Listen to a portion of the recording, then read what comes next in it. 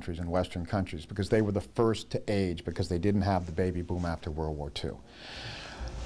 When the United States, North America, Canada included, lesser degree Australia, New Zealand, and most of Europe, slow. Now you're talking 60–70% of the world economy. Even though emerging countries are growing rapidly, we're still the majority of these Western countries. When we all slow, that is going to have a bigger impact on the world economy, and it's going to hit emerging countries at first as well, because emerging countries, and China's totally typical, 35–36% of its economy is exports. We think when the United States and Europe go into this slowdown, particularly by 2010, due to demographics, that at first it's going to hit emerging countries and their stock markets are going to go down and their economy is going to slow. Now the difference is they will have the demographics to bounce back once they recover from that, whereas the United States and Europe will continue to slow, and countries like Europe and Russia slow almost forever.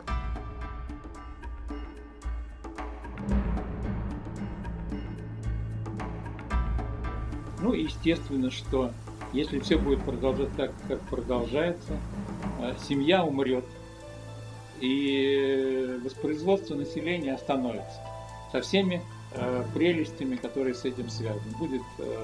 Не будет браков, не будет детей, и ничего не будет. Вот. Но оптимисты говорят, ну и хорошо, вот, будем на фабриках производить детей без участия мужчин и женщин, как говорится. Russia, to me, is a big problem waiting to happen, because they've been a major military power in the past. They still have a lot of access to that potential power. All that power has declined, but now they're going to go into an economic crisis. Russia's government is going to be dealing with a collapsing economy, much greater falling taxes.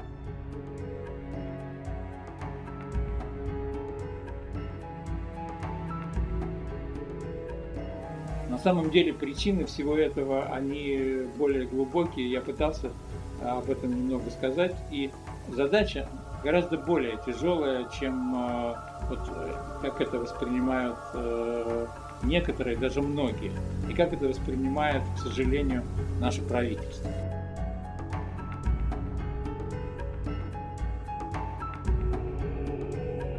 One of the big changes in our culture, which is both a reflection and a cause of a lot of these things we've been talking about, is the fact that in times past, people were far more concerned about and focused on children.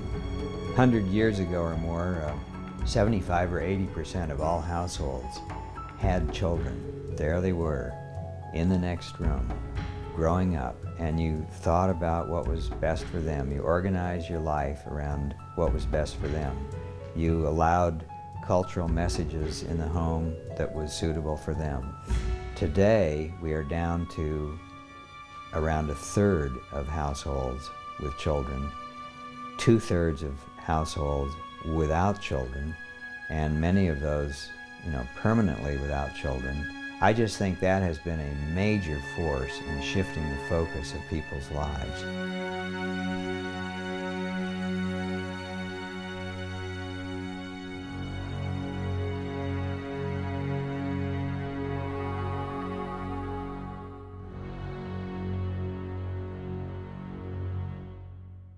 Where I think the bad news is about children is in the stability of their lives.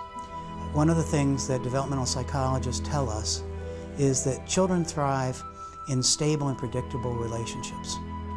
The child thrives on the relationship between the parent, not necessarily on the relationship to father and mother, which are both good individually for the child. But what really causes the child to really thrive is when father and mother are really together. Most kids who grow up in a single mother household, I was raised by a single mother myself, most kids who are raised by a single mother or raised in a step family, for instance, turn out okay. That's in fact true. At the same time though, and we have to be, I think, very honest about acknowledging this, kids who are raised outside of an intact married household are much more likely to experience problems. I've done a lot of work looking at trends in the US, showing that kids who are reared outside of an intact married family are more likely to suffer from things like poverty, child abuse, depression, delinquency.